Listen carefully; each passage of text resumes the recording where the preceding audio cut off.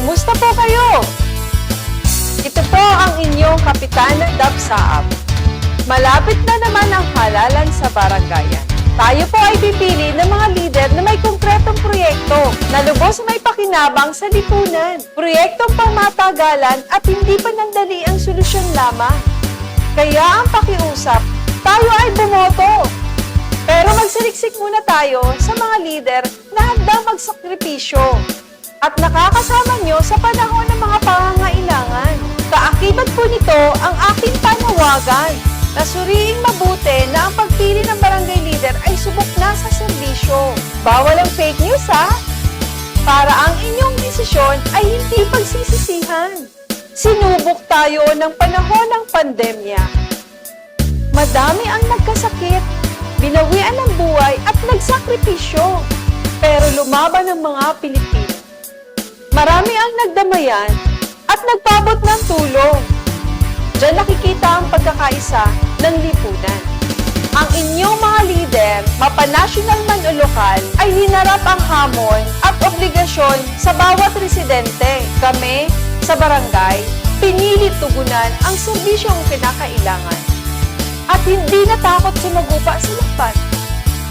Ang pagkakakulong natin sa tahanan ay naging instrumento upang magbuklod at magdamayan ang bawat pamilya. Kaya importante ang lider determinadong magserbisyo. Dapat susugan ang interes ng mga kababaihan. Isali sila sa organisasyon upang matulungan ang pangangailangan sa hanap buhay. Dagdag puhunan at may pakialam sa lipunan. Serbisyo sa kalusugan ay dapat tutukan gaya ng medical missions, health services, feeding program, kalusugan para sa bata, sa pampalakasan, pag-iingat sa sakit na magbibigay kapahamakan sa lipunan.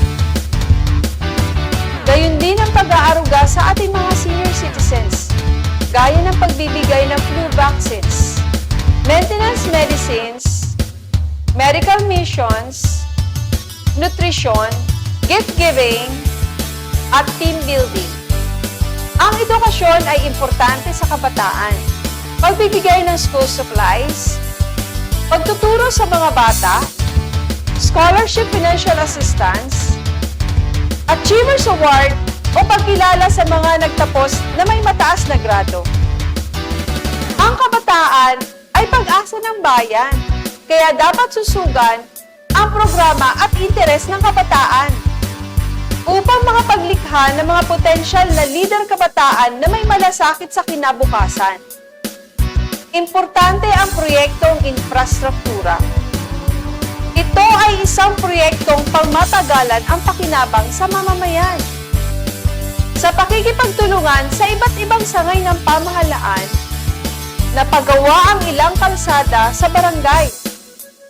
Andyan ang Toda Terminal, ang gusali ng Suntay Multipurpose Hall, Barangay Mortuary, at kasalukuyang tinatapos na 2-story barangay hall na may gymnasium. Ito ang mga proyektong may tunay na programang pangmatagalan. Kaya sa darating na halalan, suriing mabuti ang lider na may nasimulan ng proyekto at kayang panindigan ang mamamayan. Sana'y tulungan din ang aking mga kasamahan, sina Kagawad Hilda Reyes, Kagawad Daisy Raterta, Kagawad Dennis Kuya, Kagawad Jennifer Amparo, Kagawad Jen Simon, Kagawad ex-offer si Val Esteva, SK Chairman Royce Umali at ang pamunuan ng Sangguniang Kabataan. Muli ito po ang inyong lingkod, Kapitana Dab Saab, determinadong magserbisyo.